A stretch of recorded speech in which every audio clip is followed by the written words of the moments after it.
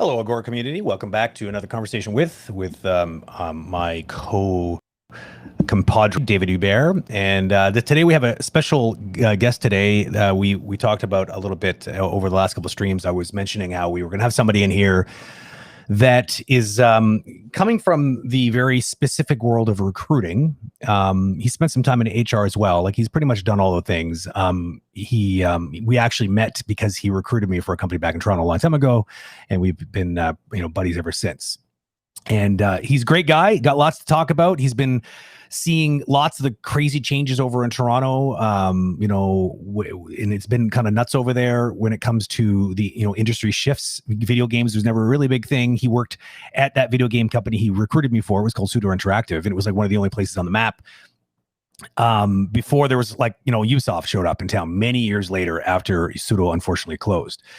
So he's worked in pretty much all the industries. I think especially film. I'll let him tell us, but I mean, he's spent a lot of time. I think it was at Stars Media, and he's been jumping around. He now runs his own firm, and I think it'll be really interesting to see and hear how that journey went, why he made those decisions, why he felt like he wanted to go out on his own. Did it have something to do with the shifts in the industry, the pandemic? So many questions, so little time. So let's bring in David first, and we'll bring in our esteemed guest. Hello, David. Hello, Brent. How are you today?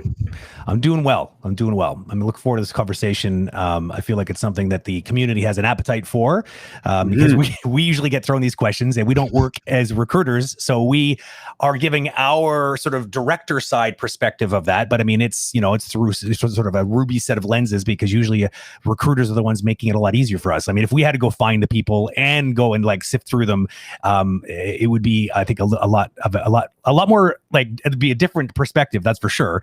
We'd have a lot more perspective on it, but Yeah, I'd say from all the questions that we received right after question related to animation, question related to recruitment, HR, culture, name it, is probably number 2 on the list. And so far they've been answered at the best of our ability by non-HR people.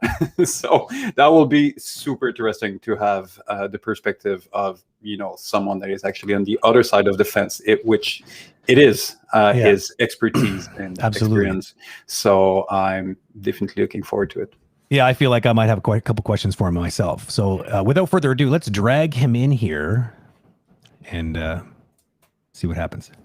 Boom. Lance LeFort, everyone. How are you, Lance? I'm good. Brent, David, good to see you. Thanks for having me on. Good to see you. Yeah. Brent, this is where you should have your clapping sound effect. Oh, yeah. Okay, here. A little bit late. Wait. Oh, that's not the right one.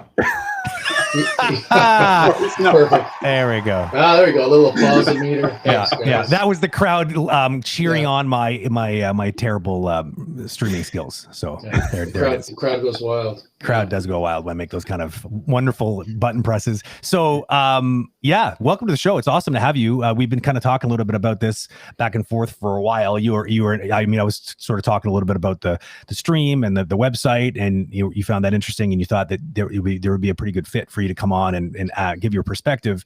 And here you are after a little bit of a wait. And so how do you want to start this? Like, where did this journey for you begin? Like, give everyone a bit of a condensed, in a nutshell version of Lance LeFort. Sure. Okay. So I was one of those kids in high school that was an art student that was like getting art awards. It was like the kid who could draw and sketch and all that stuff. So I started as a creative person, went to school for fine art. I laid out newspapers and magazines back in the day. And as a hobby, all my friends did role-playing games. We actually made our own board games. So we would study some of the big battle games at the time, and no one was making one for Dune. So we made a Dune, a hex grid war game. How do I not know this about you? I don't know. How have we not had this conversation before? I was surrounded by nerds growing up. So it was a fantastic, Dungeons and Dragons, Star Trek, Starfleet, all that stuff. I had an older brother who raced home every day to watch the original series of Star Trek. And that, I think, was the genesis of all the stuff that we grew up watching. Sci-fi. Loved Sid Mead. We used to, any books that were out of concept art, some of my friends used to buy, because we were all dabbling artists, drawing these sci-fi worlds that we thought, one day would happen. And so in the fantasy and imagination of little children, and we made stop motion movies on my mom's kitchen table with she brought home a Super 8 movie camera from the Caribbean on a trip, and it had a little dial that had one. And I'm like, oh my God, single frame. Oh, so man. We hustled a tripod from somebody else's parents and, put it on the kitchen table and put a bunch of heat lamps, which we found really melt plasticine. And anyways, and so there's the roots, there's the roots. But eventually I got into sales and marketing. So I was a creative suit, to be honest, I guess. Oh, that's one of those dangerous guys that walks in the studio and go, why would you do that in red? And they all go, oh, one of those guys. Get back in your car, go sell something, go market. So, but the cool thing was I got a job recruiting for ad agencies that were looking for art directors and copywriters, and eventually VP creative director and that sort of thing. And that was fun because I'm right around people creating cutting edge advertising, and I got to meet all the big ad agencies and all the creative directors, and I love that. But one day I saw a Craigslist ad that said talent manager, video game studio. I was like, oh my God, how did I not find this 10 years ago? That's so funny. So, and that was at Pseudo, and it was fantastic. I had no idea. That was my in. And sadly, those guys went, belly up after, 2008. Yeah, many years in the battle, and they had some really good titles. Really good titles. It was a cash flow issue, and the project slowed down. Anyways, long story short, I bounced into animation studios after that because I had been taking talent from animation studios to come work at the video game studio.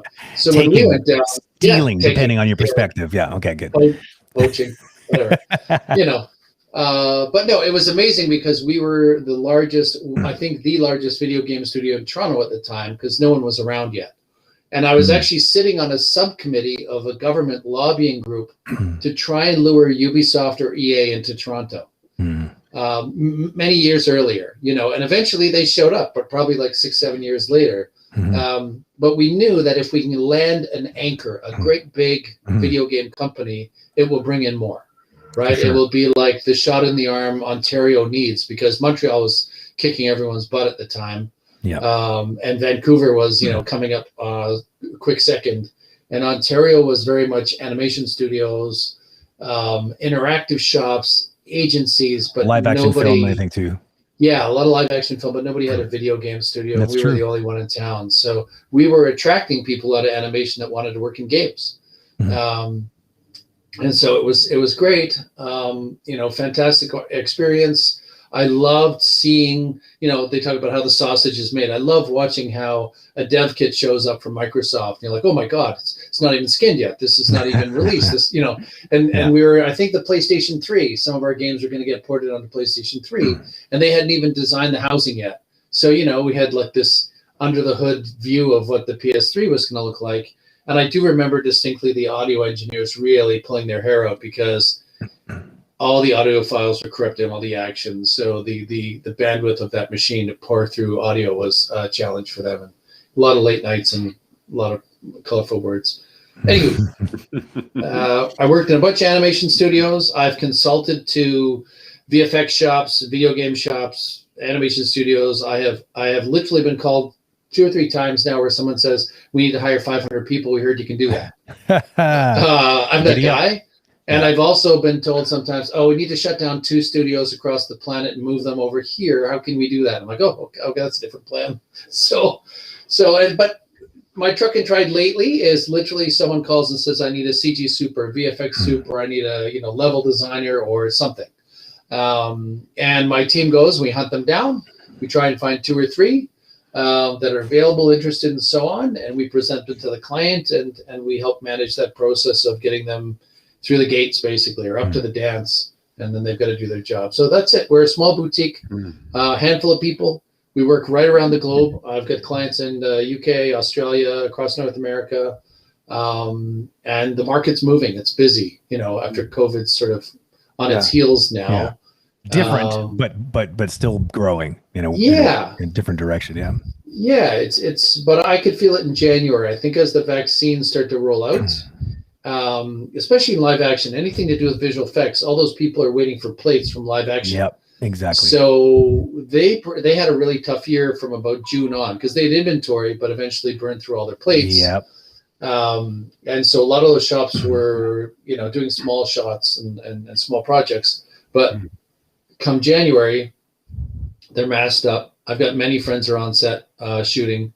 Very stringent, they've got to take a COVID test every 2 or 3 days. They get quarantined if they show positive. They don't have a craft table anymore with food. It's all eat your sandwich alone. And no drinks, no snacks on set because they're afraid of cross-contamination. So it's a whole different world. It's more like we're in a lab shooting something. Get creative, people. Get creative. Yeah. Lance, I want to piggyback on this one. In general, because we've often discussed that there's going to be a before and after pandemic, especially related to remote working. Yeah. How do you see recruiting in general? I know it's a very broad topic, but recruiting in general, how is it affected? What do you think the after pandemic is going to be compared to how it used to be? So I'll give you a couple stories, from talking to clients, because I find this fascinating right now because we're going through organizational change, cultural, business. It's impacting lots of businesses, right? One studio I know is they went from about 30,000 square feet down to 3,000. They've literally divested of their bricks and mortar, and they have a small sort of presentation office for clients. And they just said it's working better than we expected. And the what they said was a lot of people with children, it's impacted the families positively. And they're in children's entertainment. So we used to joke years ago, all these people making all this stuff for kids, but nobody has time to go home and see them. That's it. So they're working to take care of everyone else's kids and not their own. Pretty much, right. And the kids are growing up, playing video games. Anyway, so that's one element that I've seen. Another one, I was talking to a client who said that they are conceptually coming up with 2 price plans for service work, So, Hollywood studio comes to them and says, we need, 300 shots done or 5,000 shots or whatever the movie is. And they say, here's the in-studio price. Here's the remote price. The remote price is cheaper because they don't have to maintain the building, the HVAC, all the expenses that go in just the maintenance of a facility, right? Aircon, plumbing, how many toilets, all that operational stuff, right? And they're giving the client the choice between those two different production sort of scenarios? That's been a conversation. I don't know how far it's evolved, but that was the concept a few months ago. Yeah. Because the employees, some of them are saying, I don't want to work in the studio. I'd rather work from home. Naturally.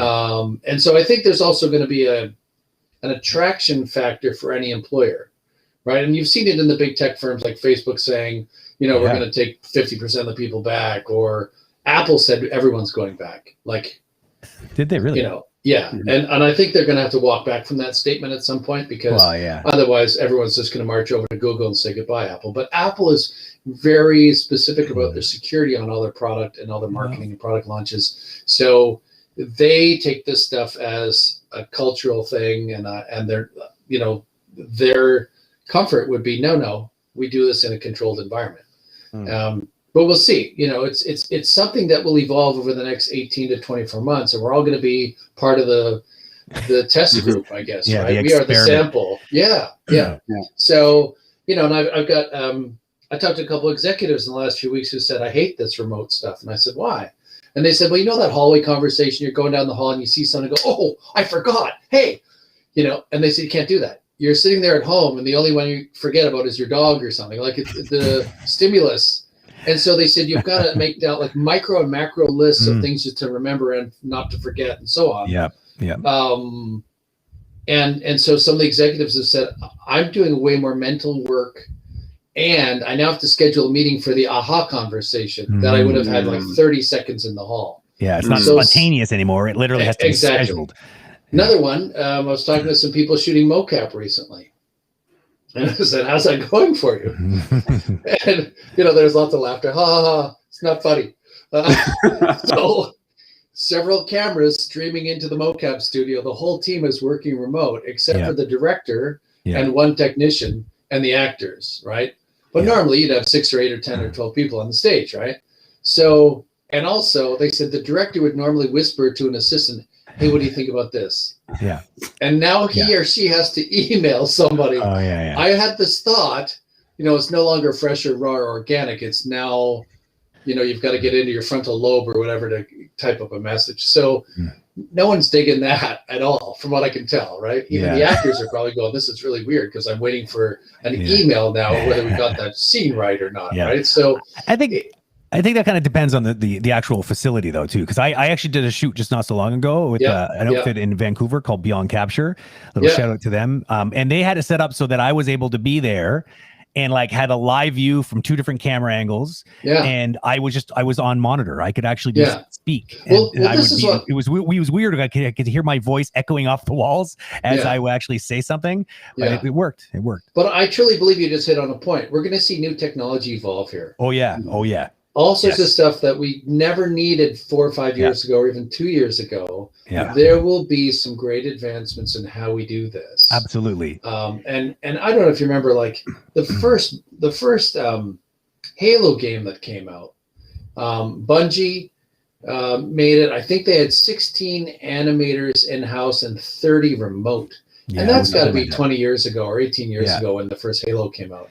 So, people have been doing remote work for an awful long time. Yeah. It just isn't comfortable for a lot of studios, or hasn't been. Or if it was service work from, a Disney or an Activision or any of those big companies, they usually say none of it can go out of house. It's that exactly. It's a legal thing. Exactly. Yeah. Or we'll take the project away from you. Right. Yep. And so that's another one of my curiosities. Did those large clients go back to that format, let's say a year from now?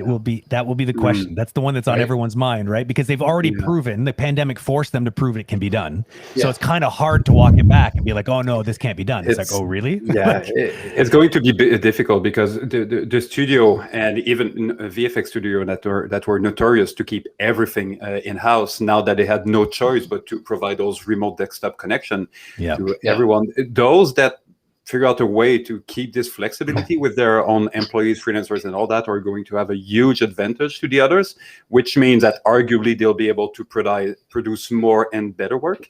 So does it mean that at some point, let's take, Disney as a big client for VFX Studio because of all the Marvel and Star Wars and all that. If they impose that everyone needs to be back somehow it means that they can only work with those studios that do not provide this flexibility and somehow might not be able to provide the same volume of work. So it's kind of a, catch 22 at some point. That's going to be very interesting to see how it evolves over time. It will be interesting, that's for sure.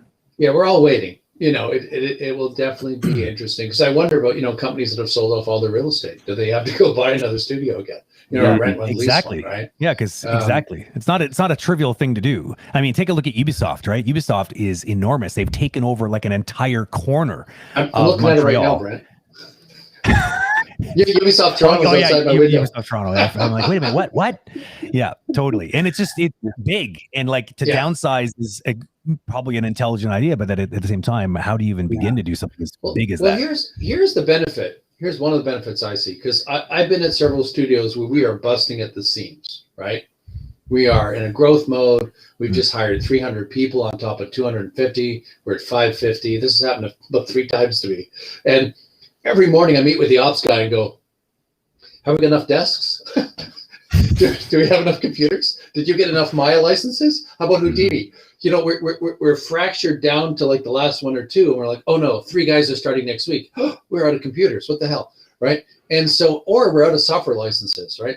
And so, I truly love the idea that if you could have 30 or 40% of your people working from home, or you hit a spike where you bring in more work than you can physically handle in the building, having the flex of being able to say, hey, you 30, 40 people, go home. Do you want to work from home? Maybe there's a lottery system or something, but companies would be able to develop some sort of ideas around this where now we no longer have to buy another 30 desks. I've been at places where we rented another facility for 6 months to get a project done and then collapsed it when we left, right? And the setup cost was large, hundreds of thousands of dollars. And then, to pull out when we were done. So there is a beauty or a silver line. There's potential silver linings of this period of time that we've just gone through. My joke too is I used to catch the flu. It seemed like every 2 or 3 years in the studio, because somewhere in September you'd hear it, and then by the end of the week it was everywhere. Right? It was like a chorus of coughing. And by October it was you in the morning waking up like, oh damn me, right? And there'd be a wave, and I truly think it was kids going back to school in September, bringing home to mom and dad. Mom and dad go to work, give it to everybody, right? And then there was another wave around Christmas time where everyone got together with a different pod of people, all their relatives. They caught something. They bring it back to the studio in January, and there's a second wave of influenza usually, right? Thank you, COVID. That didn't happen. Like, as tough as COVID was, there were elements of we're not passing on, standards. So anyways, I don't know if this is really relevant, but to me, it's like a, even grocery carts have never been cleaner ever in the history of grocery carts. There's more alcohol not being consumed, but, wiping things down than ever before. So if you're a germaphobe, I'm not, but if you were, I'd be like, this is paradise. Right? You think of how many people paradise and hell at the same time, because it's like there's a real, like an actual really scary thing out there for sure. But at the same time, there's actually everywhere you look, there's people taking it. Finally, people are taking this stuff seriously. Finally. I don't want to downplay the seriousness of that, so please don't get me wrong. I'm just no, for sure. On it. But you can think of how many people we know that sit at their computer station, their desk, with action figures that they haven't been washed in about 20 years, and they're eating the greasy pizza and whatever and all this stuff. And like, it's not really the most hygienic environment for some people, right? So that picture you just painted is not familiar at all to me. I don't know what you're talking about. Sorry. Anyways, guys, we should probably handle some questions and get back on topic. I think we've gone down a rabbit hole. I'm just curious because most of the what we just discussed is from the studio side, and as HR, you're kind of bridging the gap between talent and studio. Do you have any stories or feedback from artists themselves or potential employee of how it might influence the kind of studio that they want to work for? Yeah, for sure. I mean, you got to think about it. The thing that always one of the things in HR we would track churn, how many people leave, right? And we would also track how many people come back. So contractors that come in for 6 or 8 months, do they want to come back? That was always for me a barometer. Oh, they've come back. They like to come back. A lot of them, sometimes even at some studios, they said, the project wasn't phenomenal, but the people were great and the environment was fantastic. And so I would hear that and go, okay, we're got 2 out of 3. The project wasn't good, but the people were good and the environment's good, right? So we're doing two things right. We just have to get them a sexier project, right? Maybe some zombies, whatever they're after, right? But long story short, what I'm looking at is, how do you, in a remote setup, create an environment? How do you create the glue that sticks people together? Because generally speaking, if you work on 3 deadlines with the same 15 or 30 or 40 people, there's like some sort of trust value that develops in the team, right? You've bonded, you've broken ice, somebody swore, somebody had a baby, there's all these life events happen, but you build a community, quite frankly. You build a team, right? I think of Guy Ritchie making, I think it was Lock, Stock, and Two Smoking Barrels. He made the whole crew, even the writers, play soccer for like a week or something. And they were all pissed off. One of the writers, I don't even play soccer. Effing guy made me play soccer. And all it was to break down the bonds. He wanted them to sweat together, swear together, push each other around, so that when they actually started filming the movie, they felt like they knew each other. He was accelerating what we do in a studio in the first several weeks, or the first couple deadlines, or the crunch. One crunch, everyone comes out the other side going, oh man, that guy's got my back. He or she's like amazing, right?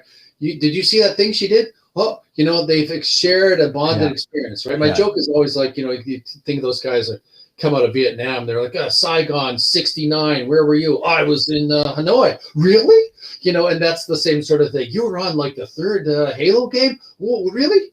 And so we have these things that we share as common experiences. This is a challenge, I think, with what we're going through right now, because the interruption, the distraction of the physical space, and the computerization of our conversations, right? I'm sure everyone's in Slack and all sorts of chat type formats. To me, it feels mechanical, but maybe somebody who just gets in the industry right now will just go, this is normal. This is what I grew up with. This is, what I mean? So maybe there's a generational shift as well, that some people use the tools, innately, whereas for other people, it's a shift, right? But again, I truly think this is a great experiment that we're all in the middle of, all of us. Are you seeing trends then, like different types of demographics that are having a harder time with that kind of work style versus others that really just think it's the best thing ever since sliced bread? I think the challenge is a brand new graduate needs a lot of hand-holding or support. Okay. And so I believe some of those folks are struggling the most because the trainer is not in the room. A lot of us learn, organically by listening to the person next to us getting a review. Hey, that model's a little tight there. I wouldn't have done that with the edge loops. You need to fix this up. Show me those wireframes. And 2 or 3 new people can just like sort of eavesdrop and get trained, right? Yeah.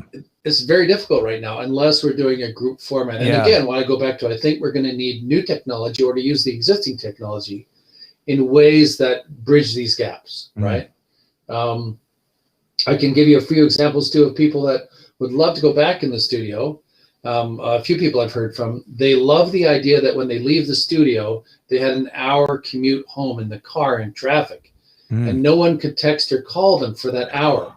And the same on the way in. They were like grace periods of like, oh, Dan's in the car, can't get him till he gets here, right? They're bubbles that they have, right? That they, exactly. It's interesting. So it's like, Dan's at the cottage, but he's probably on his phone. I'm going to call him, right? And it could be 9 o'clock at night, and he's like, oh, I got to take this call. So there's elements of, and I've read a lot about this and talked to a lot of people, setting boundaries. The first month or so of COVID, everyone was really hunkered down. No one was allowed out.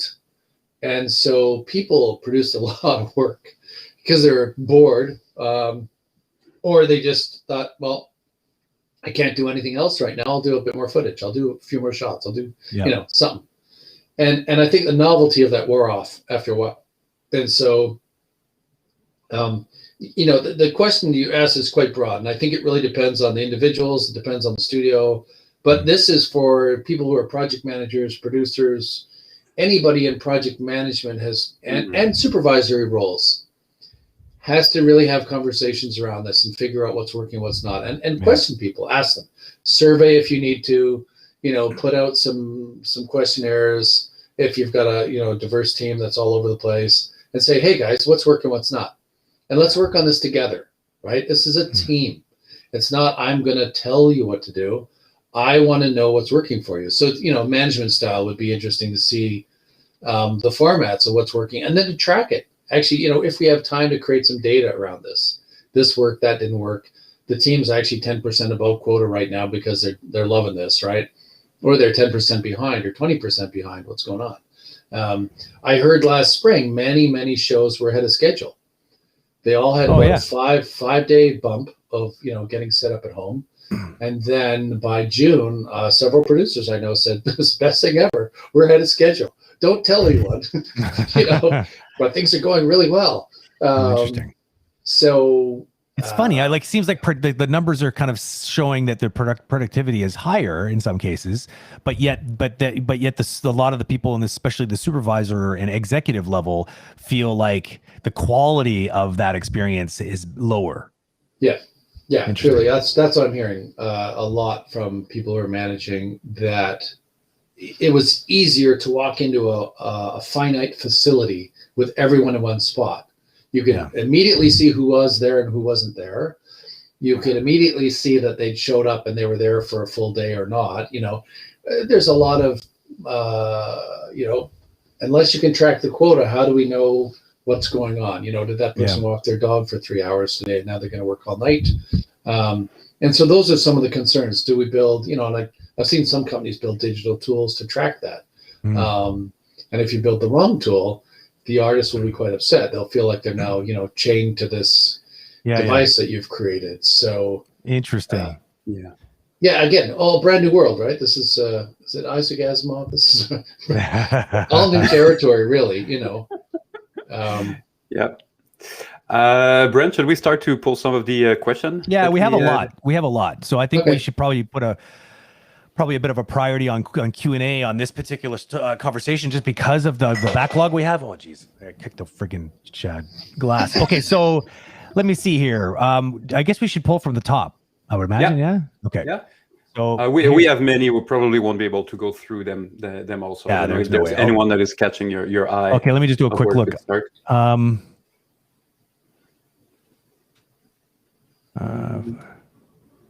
This is a second one I really like a lot. I'm gonna send that one.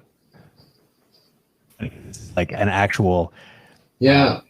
I don't have the name of the person, but here it's this one. I'm reading it now. Is this one? Why is it that when recruiters reach out? No, this is it's okay. Well, we can get to that one. That's a good one too. Yeah, no, it's for sure. Well, we can go with that one first if you want. Go ahead. Let's take it. Yeah. So the question there is, why is it that when recruiters reach out to artists, they don't reveal the name of the studio they'd be working for? I've heard from somewhere that it's because if you knew the company name, you'd apply there directly and the recruiter would lose you. That's not far off the actual beaten path. So recruiters, no one really talks about how the business works, but there's many different business models in how a recruiter gets connected to a client. So the answer isn't just one answer. It could be a number of things. If they haven't collected a deposit from the client, some of them work on contingency only. So, and a client might hire 2 or 3 recruiters and say, go find us a CG super, go find us a pipeline engineer. And the client doesn't pay any money for that. They only pay, it's kind of like a race. Who can get the right person through the door first, right? And so that recruiter doesn't want to reveal the client name for exactly what this question says, because the company then says, well, we don't have to pay you. We just got this person direct. They just came in on their own, right? Yeah. So that's one element for sure. Another element sometimes is the recruiter might want to show several profiles to the client first and let the client make up their own mind and not have to interview all 6 or 8 or 10 people. Yeah. So the client sometimes, not the recruiter, the client requests anonymity and says, don't tell anyone what you're doing, but here are 8 or 10 questions we'd like you to ask them, and pre-qualify them for us because we don't want to do this legwork. We're hiring you to do it, right? And so, I mean, there are other examples, but I've had many times where, or here's another ripple, that client is going to fire the person that's in the job right now. Oh, so they don't want it out there in the community, and they don't want that. Let's say CG Super. I just keep using CG Super. Whoever the supervisor is, they don't want that person to know it's coming. They want to replace them. They want to fire them and put the new person in. Because it would be pretty obvious in some positions, because you probably you only have one or two of these types of roles at the company. Absolutely. So if they're looking to fill that role, and then it gets back to the person who's doing that role, it's like, wait a minute, what? Yeah, no, absolutely. Well, that's why they won't even post an ad. That's another reason why they hire a recruiter. Yeah. So it's confidential search. Totally. Because if they post the ad, like if you walked into work one day and someone said, "Hey, Brent, I think your job's up on the website," you went, "What?" Yeah. And you go on the website and then you're like, "What?" Should I apply? And you'd be running up to whoever owns the company going, "This is a strange way of terminating." And then they'd be that really awkward thing like, "No, dude, we love you. This is we're going to add another person just like you." And you're like, "I can't be cloned." So anyways, there's many ripples as to why a client might be. So potentially, to answer that question, I could give you 6 or 8 scenarios. I literally had one 20 years ago in advertising where my boss posted an ad in a trade publication in the UK, thinking this is far enough away from Toronto, no one in Toronto will see it. But we were going to replace the senior vice president of a big ad agency. And sure enough, she's on an airplane. She opens that magazine. She reads the job description. She goes, F. Yeah. She now knows she's getting fired. That's so bad. And when she landed, first phone call to my boss, "Hey, Terry, I saw your company place this ad. Are you replacing me? Are you doing a search to replace me?" And there's my boss kind of, something caught in my throat. Oh, no.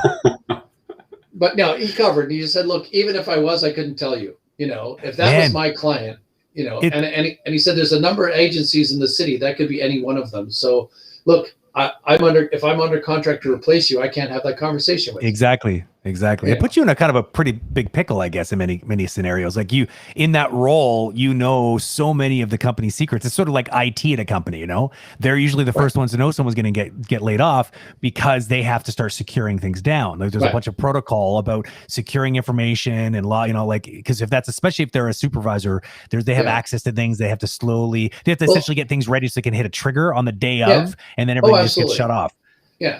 Yeah, and I mean, we could talk all day, but I have a routine for firing people when I've had to be in that role, where I don't tell anybody except the president usually, and then the head of IT or system services.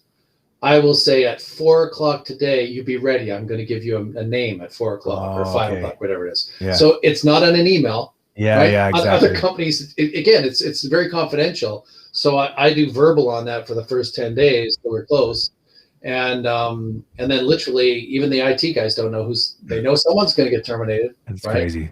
But it's one of those ways because, I find that, a rumor, whether it's good or bad, will fly through a studio faster than anything. Right. So. Oh, yeah. No, all right. Let's take another question. I hope that helped. But yeah. I think it did. It sheds a lot of light on it in my mind. Yeah, I didn't even think about the whole idea of like you could be in a position of looking for somebody that might be getting replaced, and that be a big reason as to why you can't openly discuss the actual company and project. That's crazy. Makes a lot of sense, though. Yeah, I literally been working in a studio where I've got to let go several senior executives, and I can't post an ad for that. Yeah, I know. It's impossible. And not only that, there's going to be some stuff hitting the fan blades when they find out, right? And there is, right? Exactly. Always these interesting conversations in their office with the door closed of, you've done a great job. It's just wasn't whatever, yada, yada, yada. And, it's that talk down of we're going to, transition you out. And then bringing the new person in, it's a whole other thing of, introduction to the team and so on. So it's no, I get it. David, you were going to say something. What was you going to say? Yeah, I just wanted to mention I took the time to kind of reorganize a little bit the question in the backlog to make it easier for you. Yeah, that was you. Yeah. Okay, cool. Awesome. So for the next one, if we need to go there, you can just go from top to bottom. Okay, you're amazing. That's awesome. Okay, well, I like this one, so let's do it while we have it up here. Yeah. It's a question there was no name associated with it. So the question was, is it a red flag if a studio's organization takes a long time to respond to your emails, even if they had said they'll drop the contract and get it to you by a specific day and don't? This is a classic. This is such a classic. Shed some light on this. Yeah. So, again, none of us can imagine the 25 million things going on at any one studio, right? Yeah. Because they're different. They're all different. And the people are different. And the workload is different, right? So there's I think a diplomatic way of handling that, which is, hey, haven't heard from you guys in a while. Just making sure everything's okay. Do you think we'd see that in the next 48 hours? You know what I mean? Just to ping them, basically, right? Yeah, and to put a time frame around it too, right? Absolutely. Yeah, I was hoping to hear back from you last week, but didn't. I know you're probably busy. Do you think we could have a quick chat, even a 5-minute touch base before Friday? Yes or no? Yeah. Right? Yeah. And what could have happened is a number of things. I'll give you a perfect example. You probably heard of Blue Sky Studio in Connecticut going belly up recently. Disney acquired them from Fox many years ago. The guys that did all the Ice Age movies and a bunch of other stuff. But a perfect example, a couple buddies of mine last summer were like, well, I'm going back to Blue Sky in the fall. And I'm like, are you? Yeah, no, they've got a contract started in the. Have you seen the contract? Because I heard some ripples.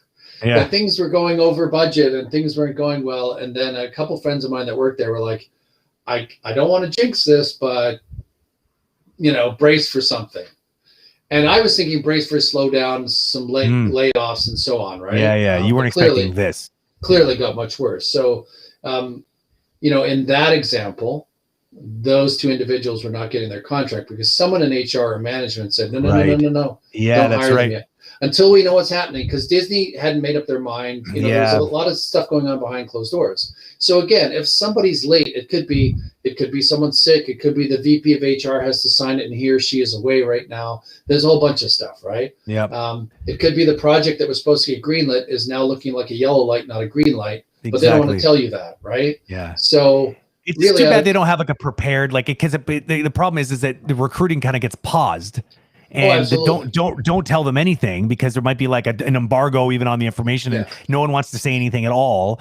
And so, but then it leaves these people in the lurch who are kind of wondering what's up. Right. Like, so my training years ago from working with a senior recruiter who'd been in the business 30 years, he always said, keep the process moving, keep it hot and tell your client, hey, they're going to read into this that you might not be interested. Do you want them to read into them like that? Yeah. Like, don't do this. It's our job to then talk with the client and make sure, look, if you don't have any information, what can I give them right now? There's been you want to give them some piece of information. In the vacuum, people create their own stories always. Right? All the time. That's the challenge, right? So and it's especially for new people that are just out of school. They have no life experience or work experience to even know how to interpret that silence and that sort of the abyss of information. Right. Well, and my other joke about bad Westerns is The Quick and the Dead. I don't remember that movie, but the title reminds you that you're either quick or dead. And so in recruiting, I use that all the time. Look, if that person gets 2 or 3 other offers in the next week during the silence, and they don't ping us back to say, hey, I got another offer, they just take it. That's it. They're gone. That's it. Yeah. So I pressure the client to say we need to stay in constant conversation with them, even if something's slowed down at your end. At least let them know that. Give them a heads up. Some sort of signal. Hey, there's been a delay because so and so is on vacation, and I need that person's signature before I can go forward. Does that help? Okay. Yeah. No, it's good. I think so. So in closing, then I would imagine the biggest advice is, like you said, it's like try to frame if you're worried about it, send an email, but try to be polite, but also try to give some sort of like, it's not an ultimatum, but try to suggest a time frame and make it a yes or no answer so that they can be like, I think I can get you an answer one way or another by the end of the week. And if they say that means there's a good chance that that you're probably still in the running, and it's not because they don't want you, but there's something else probably a bit more complicated going on. Possibly. Yeah, Brent, the one word you use, ultimatum, absolutely is the point. Don't stand on the end of your heels and start threatening. Yeah. If I don't hear from you by Friday, right? Yeah. Well, I'm sure you can tell us some stories of the kind of emails you've gotten over the years. Oh, absolutely, right. And I always say, never try to hold someone for ransom because if they call your bluff. So exactly. Careful where you wave that sword. You know what I mean? Like, good advice. Okay, we got another one here. Yeah. Oh, sorry. What do you think about animation tests at the point of getting hired? Look, if I was an animator and someone said, we have to do a test, I would do one. Flat out. Is it going to take me 5 or 6 or 8 or 10 hours? I'm going to do it. If I really want that job and I want to work at that company, and some people say, don't do it. I don't care. If it were me and I really wanted that job and that's the hurdle, I'm just going to take the hurdle. Thank you. I'm done. Right. Yeah. And if they don't like my test, they don't like my test. And if it has to be done, overnight, I'm going to say, really, look, I'm sorry. I'll do it on the weekend. Yeah. Like, so a quick question on that. In your experience, are those tests usually paid for? And if not, should they be? I have never seen in my life a paid test. It's not product the studio is going to make money and put out. And again, this is just my opinion. You know, you will get 5 or 6 or 10 opinions on this. But I've seen people hire people sometimes and go, I wish we'd have done a test. You know what I mean? Yeah. Oh my God, we should have done. Look, Pseudo back in the day, Brent, had a fantastic C++ programming test. It had about 7 questions. Yeah. 2 of them were unsolvable, but you never told the applicant that. Yeah. So you deliver the test and say, here's these 7 questions, and here's the criteria, and here's what you can do. You can even copy and paste code from other places to finish the questions. Yeah. We expect the test back in a couple days, right? The guys who really knew C++ would send back within an hour, hey guys, number 3 and 7 are unsolvable. I love it. Was that intentional? Or are you messing with me? Right? Like they nailed it instantly just by reading the code. They're like, that was that written wrong? What's wrong with you guys? Right? So those people got interviews immediately. For sure they did. And the people who didn't were the guys that called back 2 days later. I'm still struggling with number 3 and 7. Can I get a couple more days? We're like, take as much time as you want. You know, like, oh man. But it was a, you know, it separated the wheat from the chaff, so to speak. Right. Yeah. And so look, and for the people who really know their C++, they did that test in about an hour. It was nothing. It was like boom, right? Yeah. Maybe 2 hours at the most. Yeah. And they also thought, if I want to work at the Oni studio in Toronto and this is the hurdle, I'm jumping the hurdle. I don't care. I'm jumping the hurdle, right? Oh, so in your experience, because I totally get it for programmers, because I think if you can't see the way that they solve problems and their sort of their critical thinking skills, that's really kind of more or less what you're hiring them for, right? I think I'm wondering, do you see the same kind of effectiveness with animation tests? I would defer to animation directors on that, like yourself, but the challenge with reels, as you know, especially if it's a junior intermediate, who else touched this? Who else polished it, right? Yeah. So what you're seeing on their demo reel, and, you know, I often ask for breakdowns, and then I ask who your supervisor was, and I've got senior matte painters lying. You know, oh, everything in here is mine. And I'm like, really? I'm going to call the 3 other matte painters I know that worked on that show. Yeah, that's it. That's it. Perfect example. And it was one many years ago. I don't want to tell too many stories and name too many names. But somebody claimed in an interview with someone standing right next to me that he had fixed, I'm just going to say, a portion of a movie, a big blockbuster movie that they called him in to fix. The fellow sitting next to me was best friends back in school with the supervisor on that part of the movie. And after this fellow left the interview, he phoned his friend and said, did this guy do the following on that movie? And he went, I've never heard of that guy before, you know? And so back to your point, are tests valuable? Depends on how the test is set up. Really, I've always felt like as long as it's not expecting 3 days of your time, like if it's going to take you a couple hours or an evening to do, then it's funny though, because I think that what you bring up is really important, because I think people need to be sent. That's why it's great to have you here, because I think it's very obvious that the other side of the equation can read into a lot of these kinds of practices, and they don't see the big picture, so they just feel like, well, if they just want work for free. No, it's unfortunately there's a bunch of bad apples that have totally spoiled it for everybody, and because plagiarism does happen on demo reels more than people would like to think. And so, I mean, at the end of the day, a company does have a right to protect its interests and not hire somebody's salary that's a liar. So it is an interesting way to get around that problem. I could write a book and fill a basket of the people I've moved around the globe, only to find out 2 or 3 months later in the studio, someone's going, and now we paid for airfare, we paid for hotel accommodations, we paid for meals, we're out like $10,000, $15,000, $20,000 sometimes, right? Yeah. And this poor person now has to relocate back home, right? This is a mess. Everyone wears the mess. A huge mess. Had this been fixed with a 1 or 2 day or 4 hour test, are you kidding me? We would have saved tons of time. This individual would have saved tons of time. I can think of people who have literally sold their homes, left their apartments, packed everything up in the car, drove across, yada, yada, flown across the world. I saw a guy in Montreal that was there from India, another guy from China. Had to go back to China, had to go back to India. That's rough. That's rough. After a 9-month immigration thing and legal fees to get all these work permits and visas and stuff. It's bad for everybody in a case like this, right? Like it's just messy.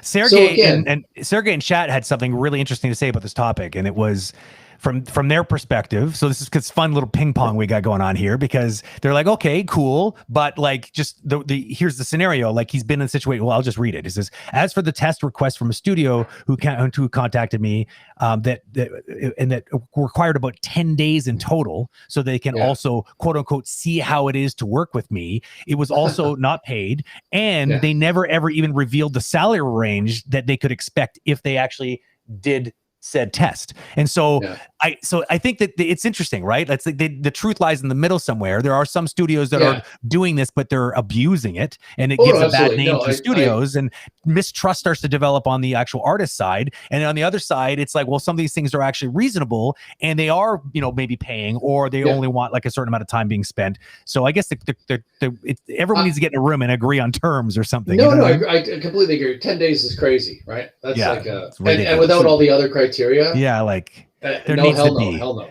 Yeah. Okay. David's right. David poked me on the side that we have like a ton to get through. So what I'm gonna try to do is we're gonna try to make this almost like we got you for a very limited amount of time. We're gonna tear through these. So here we go.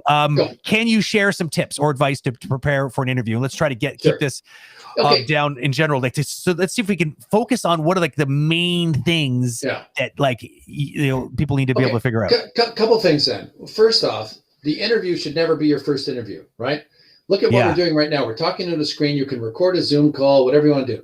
So even, do mock interviews, right? Like sports, you go and you practice, and then you play the other team. Same thing for interviews. It should never be, oh my God, I'm really nervous. I'm effing nervous. I'm freaking out, right? No, freak out with your friends and play around with it. Like, what questions would you ask, right? Yeah, that's a good idea. Just mock interviews. The other thing is, if you were to do, let's say you're interviewing at 5 different places, I bet you the 4th and 5th interview, you're in a groove. Number 1, 2, and 3, you're cold, right? Oh, I never thought of that. Right? Yeah. But by the 4th interview, you're like, zing, zing, zing. So the deal is, number 1 interview should already be your 4th, because you've play tested at home, basically, right? Get a bunch of kids over with pizza and beer and do a bunch of mock interviews, right? And think about it. Think about what is the audience and what are they going to ask you? They're going to ask you things like, what did you really do well in school or at your last studio?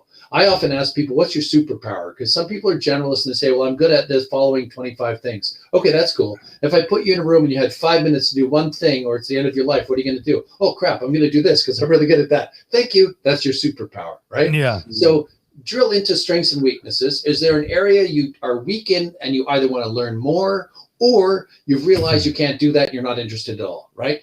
Yeah. Where are you trending to go? Because I always tell people, have 1 or 2 things you're really good at and 1 or 2 things that support those, i.e. animator needs to know modeling and rigging, right? Surfacing needs to know models, needs to know where his surfacing stuff's going down the pipe, right? So know the other 2 departments that surround whatever you're doing.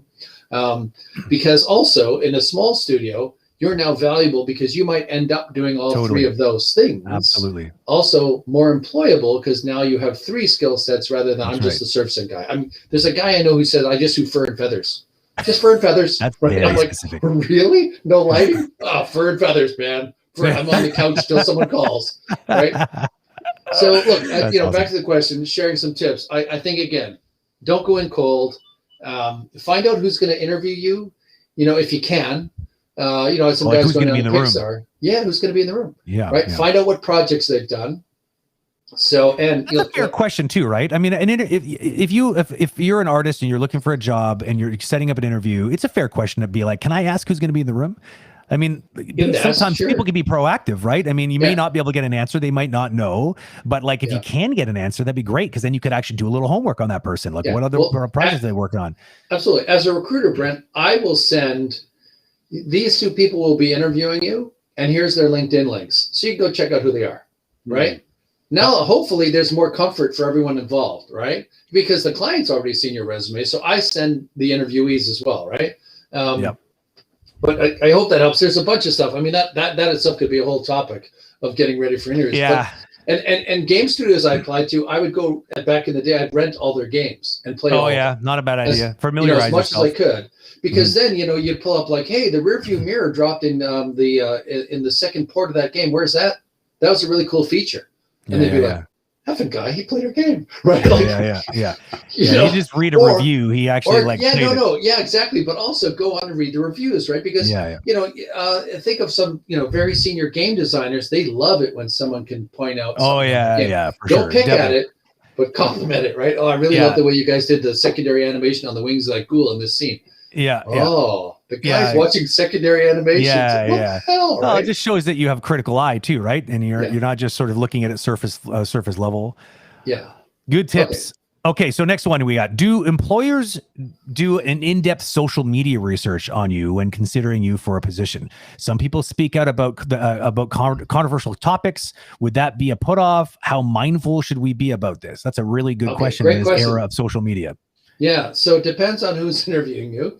Some of them have time to do that, some don't.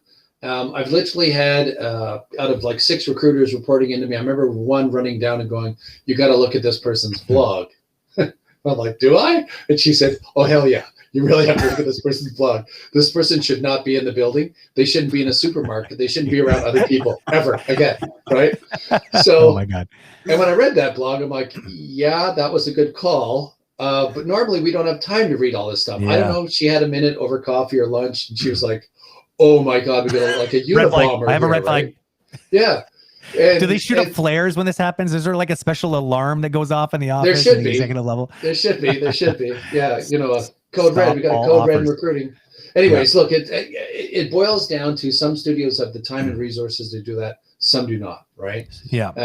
And so, generally, I used to tell people a lot, LinkedIn is like Facebook without the puke photos. That was my line a lot. Like, just keep your LinkedIn for business. Yeah. And some people will tell you Facebook accounts and other social media, use a pseudonym, right? Don't use your actual name to create a little distance. Yeah. Because it is a world right now, I think, where we've got too much information and too much transparency. But I mean, also just like, don't be an ass, you know what I mean, online, like, because I'm sorry, but if you're worried about the stuff you're posting online, I get it. Sometimes it can be very polarized, especially take a look at the States and the polarization that's happened there between Republican thinking and Democratic thinking. It is like a friggin' war that's brewing down there with just how different those attitudes are. And so it's hard to say like that just being pro somebody who was now an ex-president and pro the new president, just that alone could be controversial enough and for some people to be turned off. So it's like, where do you draw the line, I guess? And you're gonna have to kind of make your own, decision, I guess, on that, where you want. But I think you should be careful what you say. But if you're, but at the same time, don't edit yourself like to the point where you don't feel like you're allowed to say anything. I don't know. Here's the thing. It depends on the studio. And I think it depends more as you rise up through more and more senior ranks. Yeah, for sure. Because executives take this stuff very seriously. And they're afraid, their client, whoever it happens to be, would be quite concerned that we've got some crazy person on the crew who is a whatever. And they don't think that represents their brand very well in the marketplace. So, absolutely. But again, I think at a junior level, less important. At a senior level, much more important. Yeah. And I'd say that this is not just for even hiring. It's also just like if you have a job and you're like a professional, take a look at what happens now these days when, you say some pretty outrageous things online. Next thing you know, you're no longer on a freaking television show. And we all heard about what happened with The Mandalorian. And I can't remember her name. But she was playing kind of a key role on that show. And she was politely, or maybe, I don't know, maybe not so politely asked to leave. The world it erupts in chaos because of that. But I mean, it's that question, right? Where's your comfort line? And just be careful with what you say. You don't want to be in a weird spot. Okay, next one. I know we're making rapid fire here. How do you? Oh, wait, did I already bring it up? Oh, I did already. Do employers? Oh no, I haven't brought that one up. Sorry, my bad. I'm all confused. Here. No, that question on screen is the one we just did. Yeah, we did. Yeah. Exactly. So we got this one here. How do you get promoted to a supervisor position? You guys can answer that. Yeah. Okay. So look here, I'll give you a couple of examples, right? I worked with one supervisor who was originally a modeler, then he became like a asset supervisor, or modeling soup first, modeling lead. And he worked his way up, and eventually CG Soup, and now he's working on huge movies. But it was a process, and it took a lot of time. And he and I used to go to colleges and answer this exact question and other ones.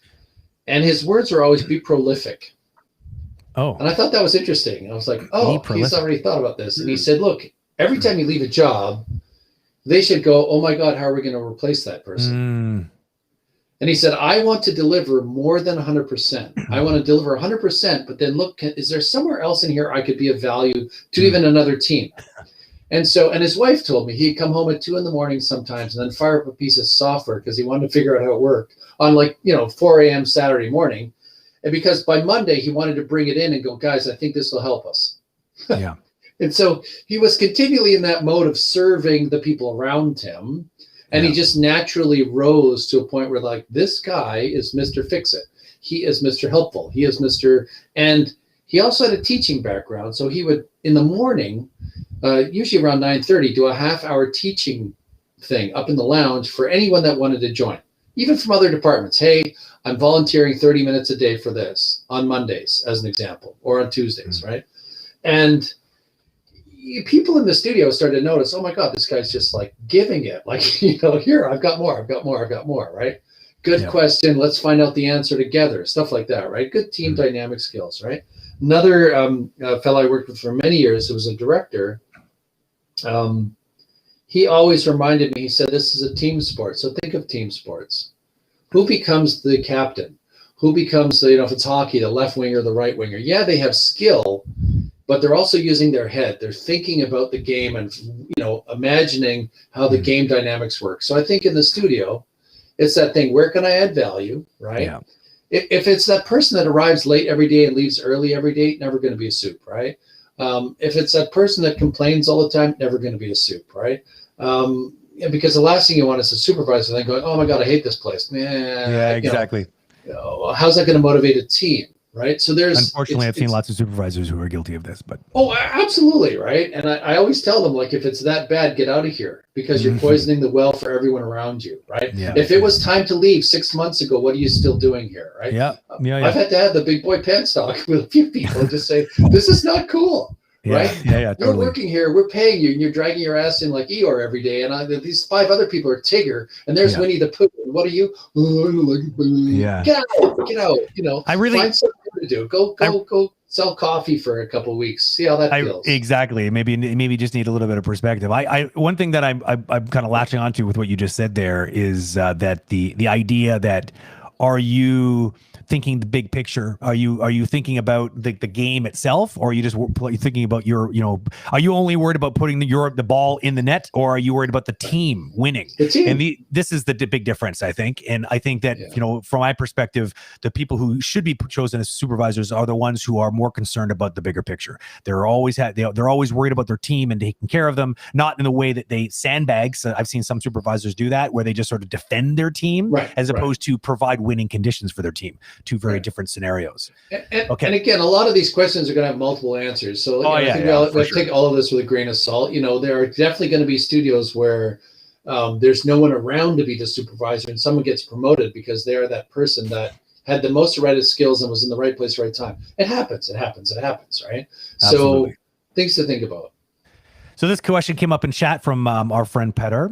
It is, how are job gaps on a resume perceived? Say like a year or two between jobs. I've heard that they are sort of a red flag because it gives off the idea that, quote unquote, did this person struggle to find a job because there's something off with them, end quote. So basically, is this a good thing, lots of different jobs, or a bad thing, lots of different jobs? Oh, Brent, I could tell a lot of stories. We don't have much time. I literally hired someone in Alberta many, many years ago who had job gaps because she'd had 2 children. And so she took time off to raise her kids. Sure, as she should. Right. Meanwhile, in another office, we had someone almost identical who had claimed the same story, but she had been in jail those 2 time periods. Oh, boy. I got a completely different story, right?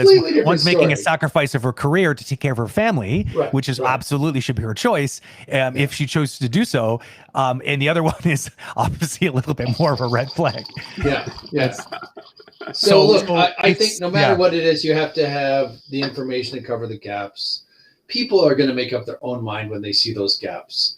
But I would cover it in the cover letter with whatever you were doing during those. I took a sabbatical. I went, to travel Europe and Asia for 6 months, and it was amazing. Okay, and I've come back so whatever it is, you can handle it. But you put that on your resume? So in other words, if you feel like you can fill in those gaps, make sure that you fill them in some way, like where there's some sort of answer to that question mark that people are naturally going to have when they see the gap. Yeah, you could put a gap: sabbatical, travel to Asia for 3 months, backpacking, whatever. I'm like, oh, now I get what the gap's about, right? Yeah. Or you check the police database for criminal records. Yeah. But again, a lot of these things are very subjective. Studios will make up their own mind. People read into things all the time, right? So it's there's no perfect answer for that. But I think if it's asked in an interview, let's get dial us into brass tacks. Someone's in an interview and said, "What did you do between then and that?" Mm-hmm. Well, I was, applying at a bunch of places and just couldn't get in for a while. So, don't make something up. I would find that sort of challenging because it's a small industry and people talk. Yeah. So if you're really struggling to find a job, then I asked them, what did you do at the time? Well, I redid my resume. I polished up some stuff on my reel. I went back to some of the stuff that needed a little love, and I got prepped for the big game again. Right. Yeah. So you could turn that question into a win, actually. Exactly. Right. And, and I don't know, mentored some juniors, whatever it is. But basically it's one of those things where you should be able to talk about it and not go, don't do that. Right. Whatever that gap is, be prepared to answer it. Right. It's literally like you're asking for, I'm trying to not draw analogies, but anyway, let's get on the next question. I hope that helps. This is hard. This is hard. I know it's. I feel bad that I'm trying to turn this into like this factory of like answers.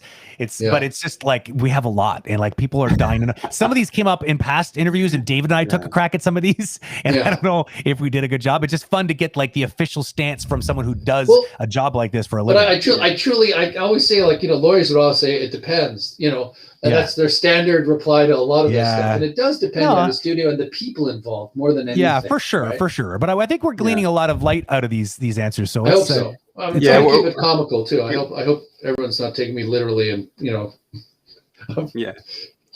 this part of this that is really important, and we're treating it lightly. But in some very serious, instances, you want to be prepared for these questions, for tough questions. You want to be able to answer them.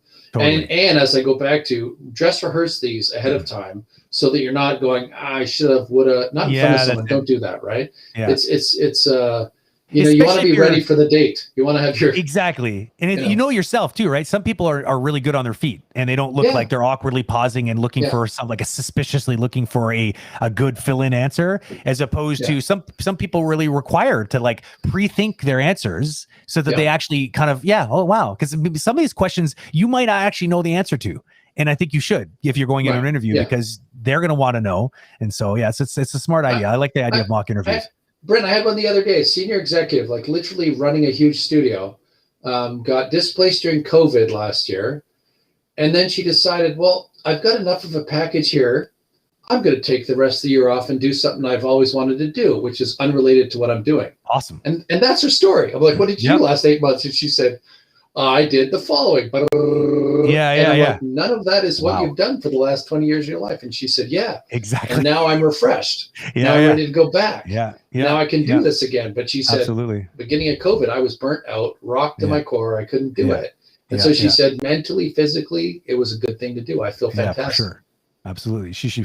And the right company is going to be like, that's awesome. We're catching her after like an actual, like a breath of fresh air that's come in. Yeah, exactly. Yeah, okay. Next one. I've heard about artists getting blacklisted. What's that all about?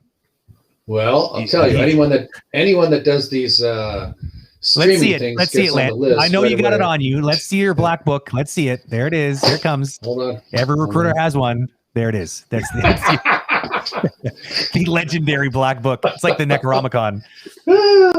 So, it is very funny. That's a great question. So, I don't think anyone has an official black list. It'd be great if someone made one and then published it and we could all subscribe to it. But I think people individually make their own. By the way, you made people nervous in chat as they were measuring the thickness of the book. They're like, oh my God, I might be in there. There's a lot of space in there. It's way too thick. Oh my God, I'm so nervous. Never applying to a job ever again. Yeah, Amazing. I've got multiple ones. Oh, geez. So no. What does that mean? We're joking. But look, it does happen. And I'll give you a couple examples. A fella I know, very talented, working on a huge feature film many years ago, got in a huge tussle with the management. I need another 50 people to produce this show on time. It's not going to happen without it. Yada, yada, yada. Argued with them for 18 months on a big feature film. Argue. Oh, no. And finally, at his wit's end, he bailed. He left.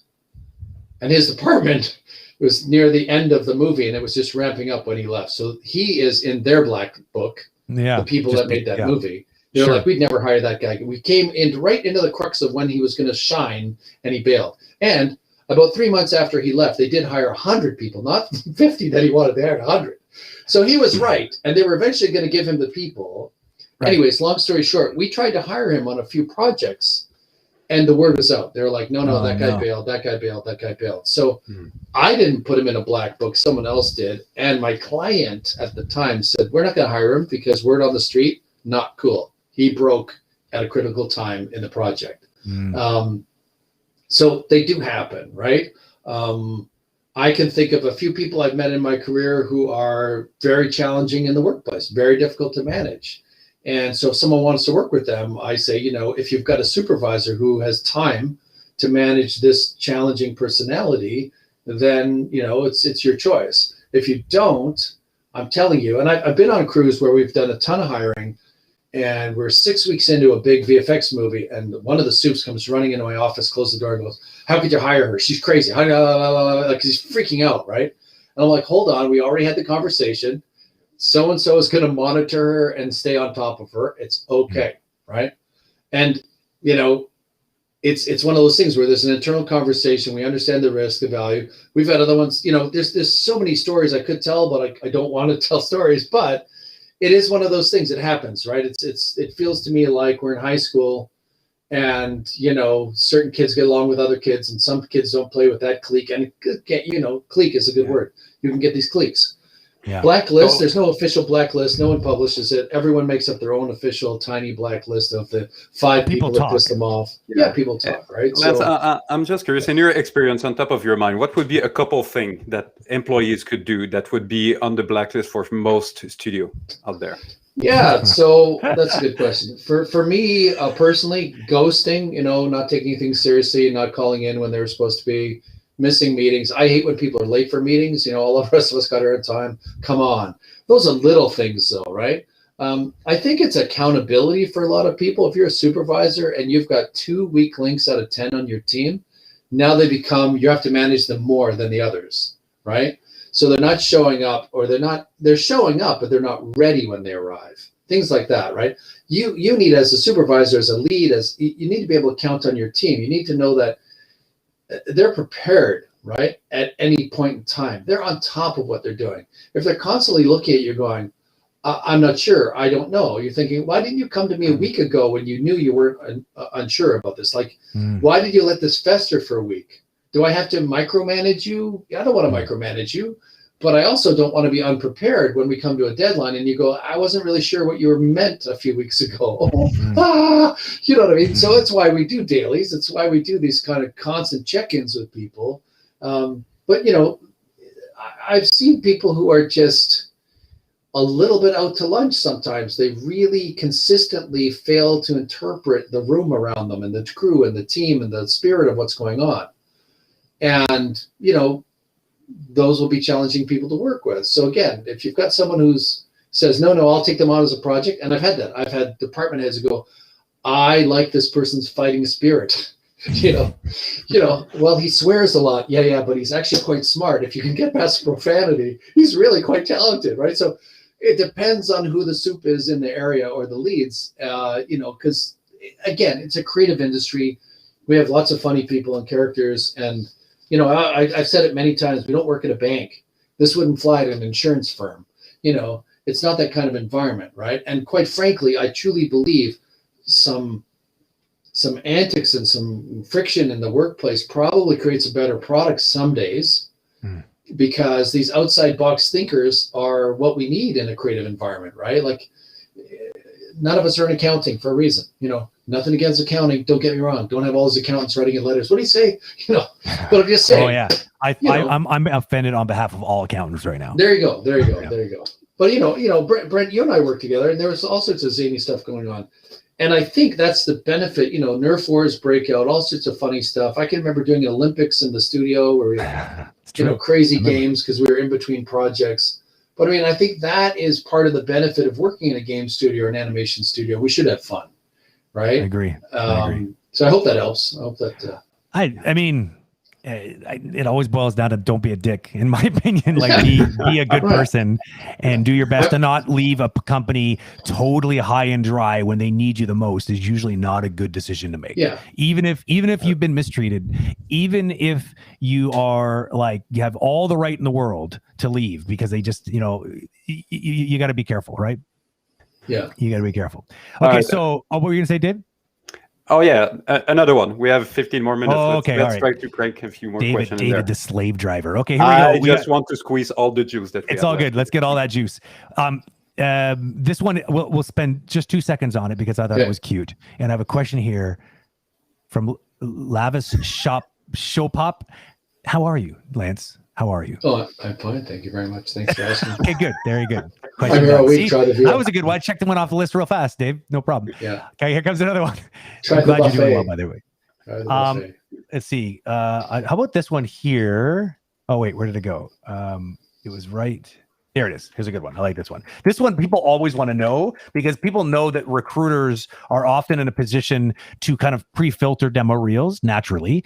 As part of the job. And I guess their question here is to try to boil down in your mind, personally speaking, is there like some sort of metric that, like, are there things and elements that help sort of get you to watch something beyond the 5-second mark? Like, is there, what is that bar? Sure. So this one also very subjective because I can tell you, I was staffing a movie, I don't know, 2009, I think it was, pardon me. And we had Disney execs in the room. We had 2 directors. We had a studio director. We had like 8 people watching reels and then marking them, out of 10 and marking performance and marking dynamics and across the room, there was no cohesive scores. It was all over the map, right?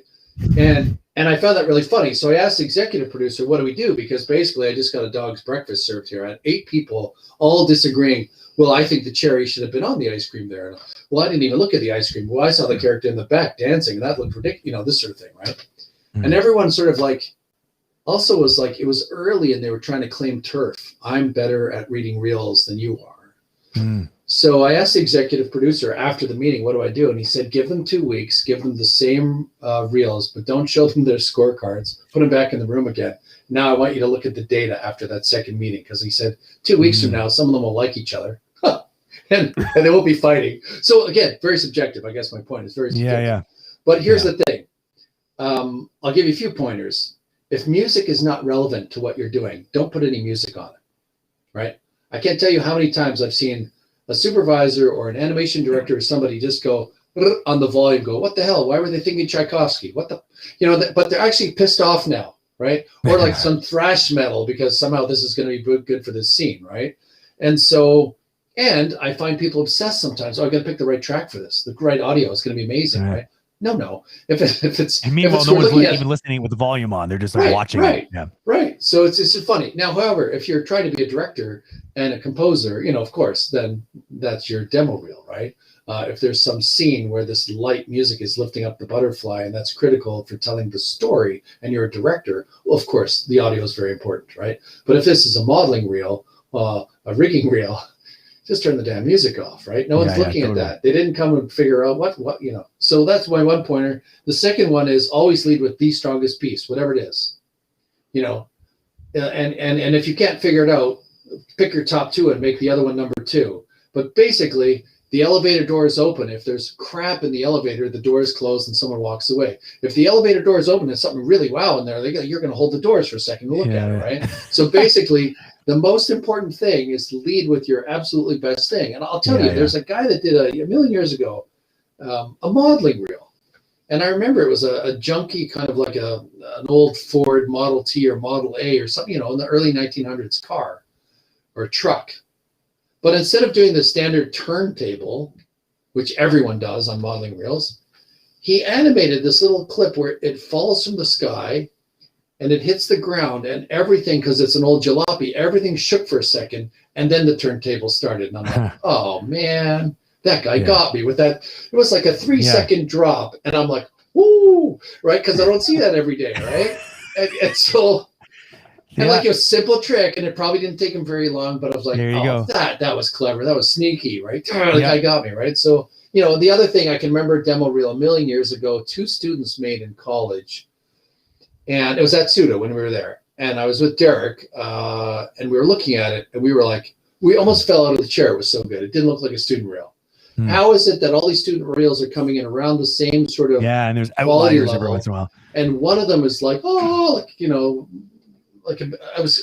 were stunned. And we were racing to the phone, like, oh my God, call these kids before. Do you remember what it was specifically that right away, like how far into the reel that you were like, oh, this is different?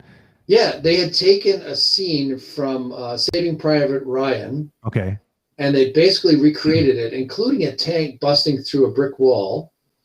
And then they'd mocapped a couple soldiers. They're a little crazy looking. It wasn't perfect mocap, but the scene was so well detailed. The surfacing, the set. And what it was 2 students worked on it together because they realized separately we're not going to produce a good demo reel. So one guy said, I'll do the animating, you do the modeling. And when they got tired, they would switch off. So they learned a ton building one demo reel together. And then they had a breakout sheet to show, like, so-and-so did this, I did that. Right. And here's the kicker, too. When they sent it in, they also sent in a scrapbook. Oh, wow. That looked like it was from World War II. And they had composited their heads into old photos of all the soldiers. You're real. We were just like, can we keep the scrapbook? And the one guy said, $75. Limited edition. I'm taking it. It's funny because I've often said that if you overpackage it, that demo had to be good. Otherwise, people have been like, well, you wasted all your time on the freaking packaging. You should have actually put some more time in the actual reel itself. Yeah. But, the kicker for us was, are you guys just World War II fanatics? That was one of the questions. Oh, yeah, sure. Absolutely. Because I said, we're not doing any World War II stuff. Yeah. Are you going to be interested in something else? Yeah. And they were like, you know what? After producing that demo reel, we don't want to see Saving Private Ryan ever again. Like, good answer. We don't want to see any of this shit. And so the other thing was just, how hard did you work to get the demo reel done? Yeah, that's it. They said night and day for months. Yeah. And we said, well, look, you're in a studio. You're probably going to work harder. Are you up for it? And they were like, no, actually, the whole goal was to get into a studio. Yeah. So, they were like, we're prepared to work hard, and so it was just interesting because we were afraid that, this is where we hit our swan song. This is our ode to the industry. I like the idea of there being this sort of trying to think outside the box and have something fresh, like your example of a car falling down, because it's like something that probably, like you said, probably didn't take a lot more time, but something that is unexpected, that's going to catch especially a recruiter's attention because they know right away, they see so many in a day. It's like a breath of fresh air when something new shows up, and it's more likely that's going to get passed along to the supervisor probably. I got another question here from Go Hollow. Whatever, I can't do it. But this came up before in conversation. I think it's a really interesting topic. It's sad that it came up now at the very end of our chat because I think we could very easily dive really deep into it. But basically, the question is, do mental health issues ever enter the conversation with a potential recruit? Are there certain contract conditions people with mental health issues can ask for when applying for a job? Like people with like anxiety issues, for instance, agoraphobia, like things like that are very real and doesn't stop them from being a very, very useful part of the member of the team, but does need to probably be accounted for. Yeah. So, I mean, in the HR world, we would, look at accommodations is the legal term, right? Right.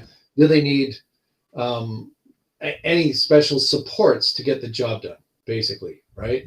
So, And if it's something that's very critical to the individual, I hope they are able to bring it up in the interview and say, just heads up, I need this to get my job done properly, or I have this anxiety or whatever it is.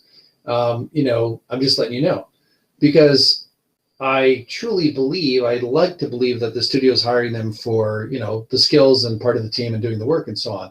But I think that's exactly the deal, is that if it's something that's going to impact their work, it's probably better that they bring it up ahead of time. Yeah. And see, because they want to be comfortable too, right? Whoever this individual is, they want to be comfortable in the work environment to say, hey, I've noticed this about this, or I've been diagnosed with this thing. And so I just want to make sure we're all cool with that. And, here's how I perform. And so it's really up to the individual, what they want to disclose. I will tell you, probably larger companies, hopefully, and mid-sized companies, I'm not even going to say that. It depends on the individuals, really, back to who's interviewing and how they're going to work with you and so on. So it's a very good question. Yeah, it's a tough one, right? Because I can imagine like being in a situation where you want to be proactive and you want to say these things because you're taking ownership of who you are and the conditions you need to be able to do a good job. Because there's no point taking a job unless you feel like you're in the position to do a good job, because otherwise, why would you want to do that to yourself? And so naturally, people that are in these kind of situations have no choice but to be very, very careful with this. But also, it's still, there's still a lot of unfortunate, what's the word I'm looking for? Stigma around mental health. Yep. And it can be quite terrifying, I'm sure, to to address it in an interview for fear of being passed by because no one wants to deal with the extra hassle, quote unquote. You know what I mean? So I can totally get which is sad, because if you have anxiety to begin with, this is just adding more to that fire of the anxiety of trying to actually come out and be proactive. So society, the settings aren't exactly conducive to this. So I'm just wondering, in your experience working for different companies, are some companies much better at handling this? Because again, it's one thing to getting proper support while you already have a job and being accommodated for, but it's a whole other thing to be like to be able to disarm someone and feel like they can talk about these things during an interview. Is it depending on the company too? Like do companies have more aggressive policies to help people in these kind of scenarios to make them feel not so nervous? Yeah, you've seen what's going on with Blizzard lately. What specifically? I mean, there's lots of stuff going on at Blizzard right now, but. Yeah, well, there's all sorts of things where the culture, whatever it happens to be, has been seen as dismissive and I think I saw the term frat boy culture and stuff like that. That's the article I had read too. Yeah, and so those would be huge red flags if anyone was applying, because clearly and they're doing it. It looks like they're rectifying it and trying to make all sorts of good measures now, but it's gone to the point where they're in a lawsuit. So there's a perfect example of probably a bad culture to, work in, no matter who you are. But if they can't get the basics down, that is, really going to probably be a challenge in all sorts of areas. Yeah. So that kind of speaks to you having some responsibility and doing a little homework on the company you're applying to as well. So you should feel like maybe hopefully you know enough about that company that you feel like you could say these things in an interview and they would take them seriously, as opposed to other places that are not known for that kind of level of sensitivity. Maybe you have to be, tread lightly, and maybe not. Why would you want to even work at a company that is not exactly known for its acceptance of people that are not frat boys, quote unquote. I'm not certainly saying, I'm not trying to suggest that that's the way it is over there at Blizzard, because I know a lot of people there that love it there. We'll see what happens with that conversation moving forward. But yeah. Interesting. No, they're getting tons of press right now. And I was looking at an article on Gamma Sutra this morning. They've got several articles. And Ubisoft went through a couple of years ago now.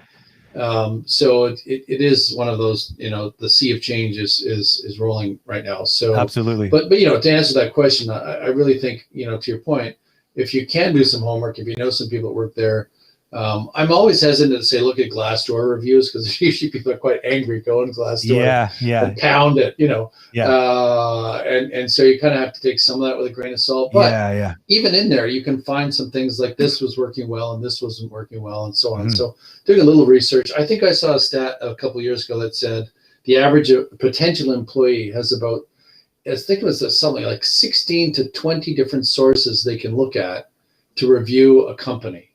Like there's that much data online nowadays.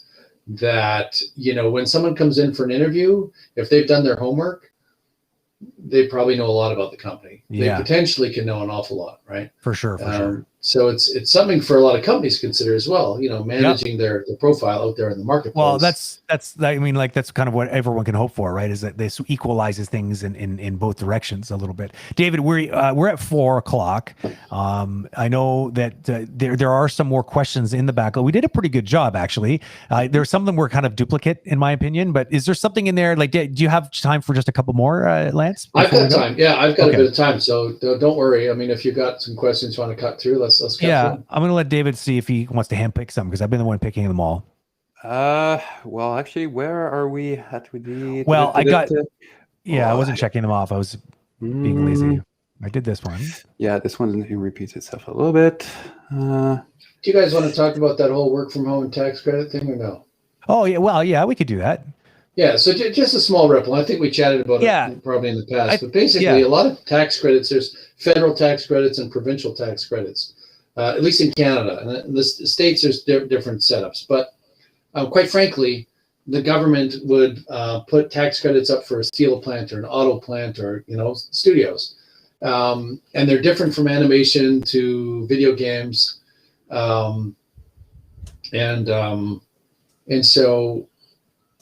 So primarily, the tax credit is based on the idea that if you keep the people local in the province, they will pay rent and buy coffee and Ubers and all that stuff. And some of the revenue of that goes back into the system, right?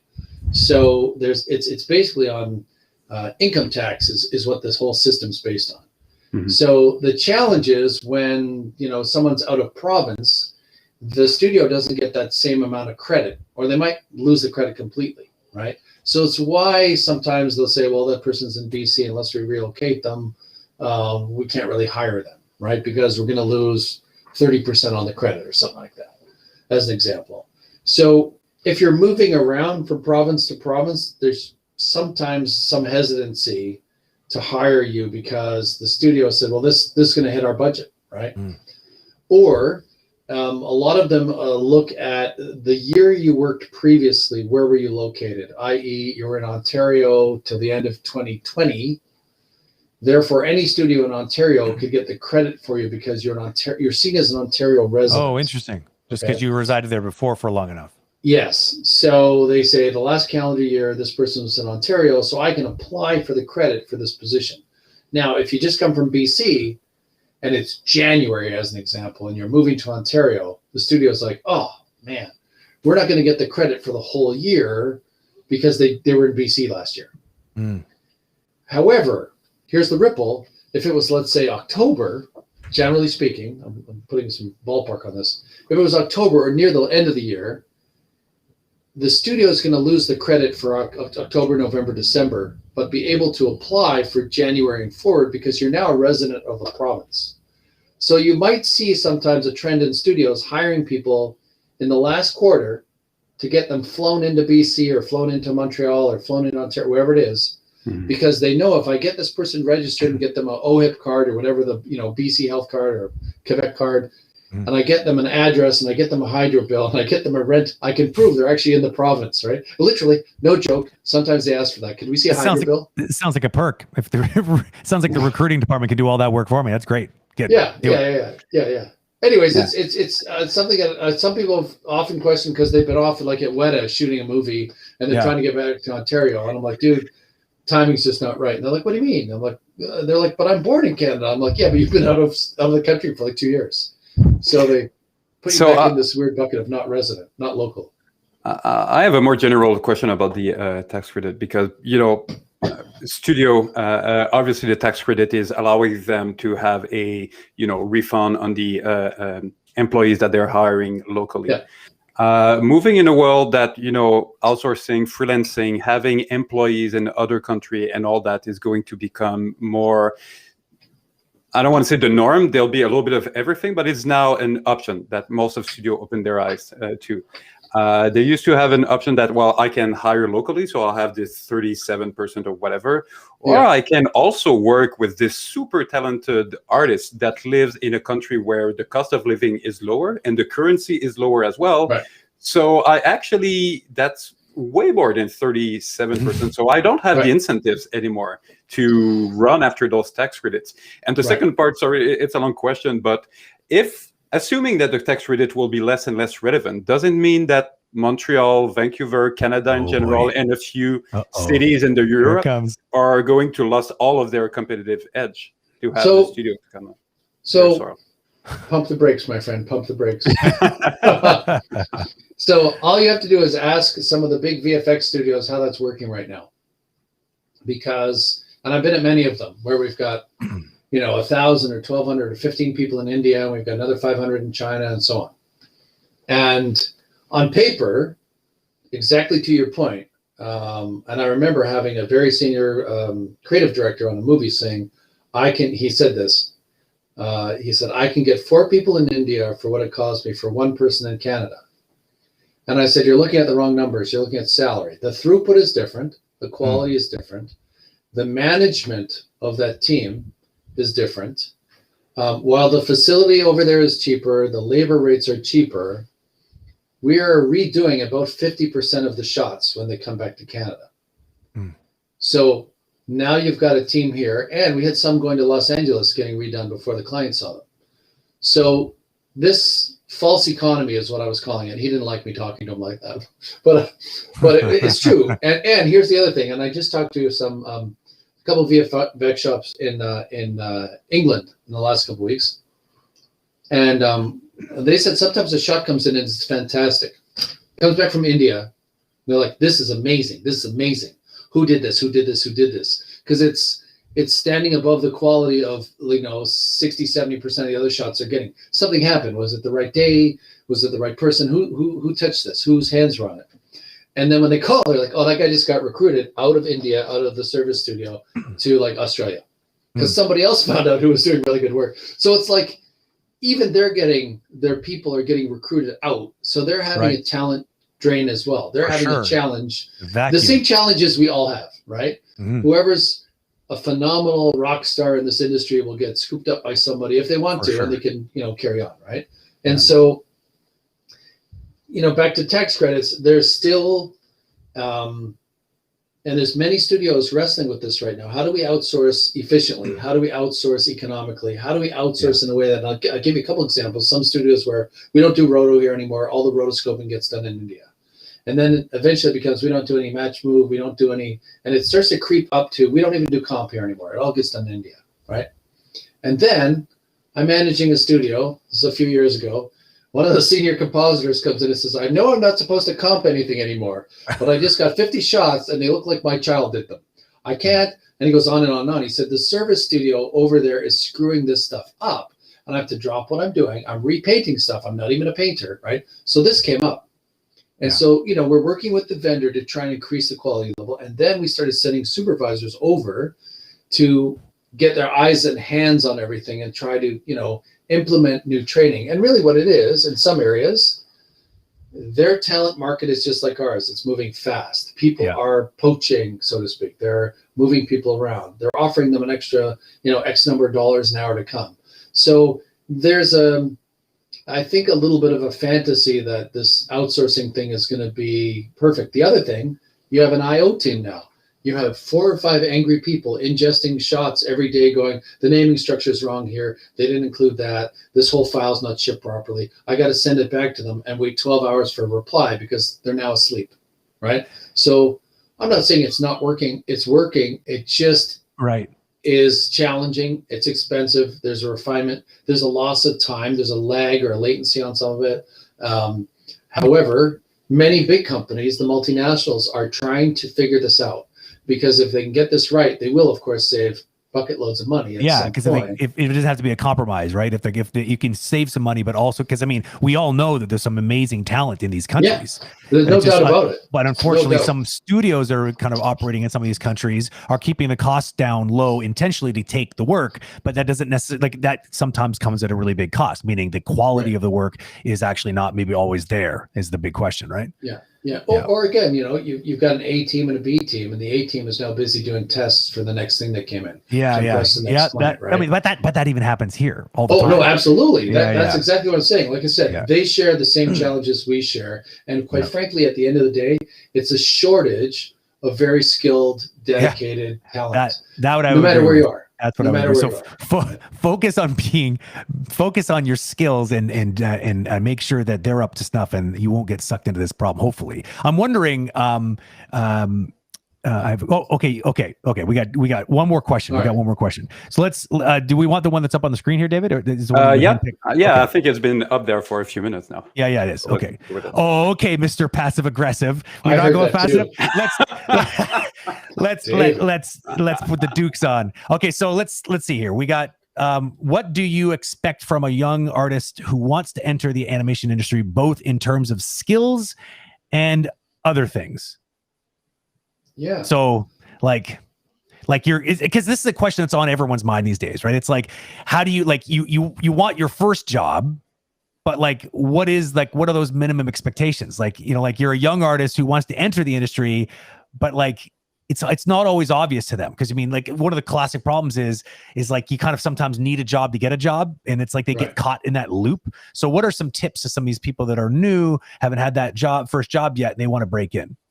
Yeah, I might be crazy, but I used to volunteer when I was young and I had to break in. I'm like, I'll do that for you for free. I'll do that for you for free. And you see a whole bunch of, stuff online that says, don't do anything for free. Don't, you just blah, blah, blah, blah, blah. But I'm like, dude, if that's how I get in here, I used to do posters for even charities. I'll do illustrations for magazines and I do one for free just to see if I could catch them. And generally I got work out of them. Yeah. So that was my little trick, hey guys, here's my portfolio. I walked into the store once. I redid all the guys' newspaper ads and came in and said, what do you think of these? He's like, Jesus, what the hell? He's like, do I have to pay for these? I said, you can. He goes, oh, let's talk. Someone had taken an interest in his store. It was a bicycle store and he was selling really expensive bike, high-end mountain bike gear. And I did a bunch of creative ads. That guy was freaked out and blown away. Sure. Because I think he was getting his kid sister to do the ads and they were kind of, exactly. They were so. Yeah, that's it. Anyways. The equivalent of that on an animation reel would probably be doing a little homework in the company and maybe putting up a test on there on your own doing something that you whipped up to freshen up the reel that feels like it would fit in nicely with the kind of games that a company makes or the kind of movies and the kind of acting that you would typically see. So you do it on your own volition, you put it in the demo reel, but you're kind of hoping that there's a bit of a nod towards a certain studio maybe in there. Well, I can remember we hired a programmer. He worked at IBM. He was trying not to kill himself. It was like a young fellow that graduated from somewhere out on the prairies and got a job at IBM. And yet he had been building in his lab, in school, physics simulations. And now he was doing database entry or something so terrible at IBM. And we're like, what are you doing? And he showed up at an IGDA meeting, right, in Toronto. He just showed up. And he looked like a guy from IBM. He was I think he's wearing a suit with a white shirt and stuff. And we're like, what the hell's this guy doing? Sure enough, he's got all this stuff on a website. We're like, oh my God, guy's a savant. Get him. So it was that sort of thing. His personal projects were actually what we were more interested in than his work. Right. Yeah. And I've seen other young graduates who go, oh, I don't have time to do all this. So they gather 2 or 3 friends and do a short project, a test, effectively a test, right? And somebody gets to be the producer on it. Someone has to be that person. So we're like, this is really cool. They've actually started to build their own projects with or without a job, right? And so I found that stuff interesting, that they're so invested, or an homage to something like Steven Spielberg. We're going to do some portion of whatever, or an homage to that studio, right? We really love the work you did on whatever. A quick story. We did a short film a million years ago at a studio that was like a test with a summer school. I think we had 8 students from Seneca or Sheridan, some one of the colleges, right? And we put a great animator on it to be the director. And we did this little, I don't know, it's maybe 3 or 4 minutes. And it looks like an old Hanna-Barbera kind of thing, but it had a clean aesthetic like a Pixar look. Like it's very clean, contemporary looking. One character battling to get some cookies off a fridge, right? We marketed it around the world to kids' film festivals. We were itching to see if the Oscars would. So, oh, look at that. 2 guys got jobs at Pixar because they worked on the short. Didn't matter that they'd worked on feature films. They get into the interview, and the Pixar guys are going, "Tell us about this short film." They're like, "What? Yeah. You didn't see my shots from the feature film? No, Yeah. who cares about that? What about this? Yeah, Who directed this?" They got a job off of like a passion project from a summer school thing, right? Yep. And so you couldn't have called that one, right? But anyways, back to your question. I think it's do the other things, do some extracurricular. Yeah. And if you're sending the same reel in over and over, because people used to do this. Here's my reel. Here's my reel. Is there anything new on it? Have you done anything new since the last time I saw it? Right? Exactly. Because all you're doing is this didn't work the first time. Is it going to work now? Is it going to work now? How about now? You know? How about now? Exactly. So I'd rather have them say, "Hey, I added something to my reel. You might like it." Oh, what did you add? Yeah. Right? Now there's a reason, right? Yeah, this comes back to too, like you were saying, prolific, right? Be prolific. It comes back to that idea. Put yourself out there and do something that you're going to really enjoy. And we've been hearing from a lot of people over the months talking about building your brand. Being prolific is part of that process, right? Is about making sure you put yourself out there, but you're doing that in order to build a brand. You're putting it out on LinkedIn. You're always pushing stuff out so people can see it. So that who knows what that could lead to, because you might be in a conversation and getting a job just out of that total pet project, because that was more interesting than some of the professional work you've done. Well, if I could, I don't want to keep David because David does have to go. So go on. Quick story. We're building a movie. We have to use NCloth, this cloth sim. Nobody in the studio likes it. They all hate it. And there's like 15 people on the crew who've all used it before, but no one put up their hand. They're like, "Hey, we need someone to do NCloth." Everyone's like, "Oh, I'm busy," And so we're scouring the studio, because the client was Disney, and Disney said, "You're using NCloth because the CG soup on our team says we're using NCloth." Yeah. And everyone's like, "Dude, there's so many better sims than NCloth. Why are we using this?" So like there's this hatred on the crew, right? And the CG super comes in from Disney, could feel it. He's like, "Oh, what is wrong with this?" So there's one guy on the team, junior guy, can barely speak English, right? He has this challenge every day communicating with people because English is not his first language. But he sees this opportunity. He goes home at night, every night, on forums. Man. How do I do that? On forums, downloading stuff, asking questions on forums, right? Within about 3 weeks, this guy who struggles with the English language has become the NCloth specialist in the studio. Just because the Disney soup is going, "This is my guy. I don't even know how to say his name, but this is my guy." You know what I mean? What? And so... And shortly after that movie, where does he go? He goes down to another feature film. What is he? The cloth specialist. Of course. He's the Sims, right? He's character finally guy, right? And that's so crazy. His career just went, ooh, on that one thing. He didn't take crap from anyone. He just went, "I'm going to do this," right? Another story of a buddy of mine went down to LA, his first gig in LA, and he's like, "I finally get to Los Angeles. And he's got a work visa. He just got an apartment. He's all excited. 6 weeks into the project, the client pulls the plug. He's like, "This is my in. Now I've got to go back to Canada. I have to find a place. I have to get rid of the lease on my apartment," all this stuff, right? And so he quickly goes and asks another director on another project in the studio, "Are you guys struggling with something? Is there anything here that's on fire that needs a fix?" And the guy's like, "This animatic here sucks. I need someone to fix this." He's like, "What do you need? What do you need?" So he basically works like around the clock for like 4 days and comes back with like, "What do you think of this?" And the director's like, "Holy F and F and F. I need to hire you. Who the hell are you?" And he's like, "I'm Canadian and my project just got pulled and they're going to kick me out. I'm going to get deported." Wow. And then he's like, "Stay here. Don't move." And he goes to HR and then he goes to the senior executives and stuff. And so he said, from that one experience, he said, every studio I'm in now, I try to find that thing that's unloved or that really just people are dancing around at it and be awesome. And he said, basically, I haven't had to do a reel or a resume in 10 years. Yeah, well, for sure. Because people are like, that dude tackles stuff all the time. Well, like Petter was saying, these sound like origin stories of like superheroes, just because it was like that one moment they stepped up. Well, Lance, it's been awesome having you in here, and I mean, it's not every day we get to like pick the brain of someone who deals with this on a regular. So we will continue piling up the questions, and maybe I can toss some your way every once in a while, and maybe chapter 2, baby, get some answers. Exactly. So. Thanks for coming. Thanks for answering all our, crazy questions. And thanks, chat, for having all these questions. And he's got a gold book now. So the color of books keep. Oh, it was the show. No, it's the black book. Yeah. Okay. Anyway, thanks, you got me nervous. really. I thought you were manufacturing books off camera there, and I was like, "Oh no, this guy's got lots of books." So yeah. So thank you, Lance. Thank you, David. We will. We'll see you around, Lance, for sure. I've got one with cats, Brent. Sorry, I don't even want to know what's in that one. I don't even want to know.